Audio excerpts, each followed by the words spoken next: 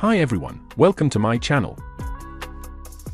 In this tutorial, I'm gonna be showing you how to convert JPG to PDF. To convert JPG to PDF, you can do the following. First, right-click the JPG file, then select Print option. Under Printer, choose Microsoft Printer PDF.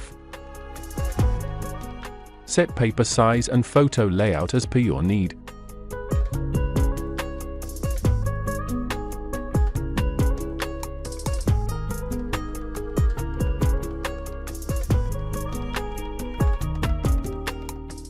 Click Print, then choose where to save your PDF.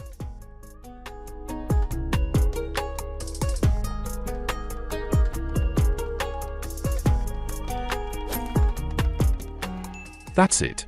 Very simple and very easy. Thanks for watching. Comment below what you'd like to see next. Don't forget to like, subscribe, and hit the notification bell for more.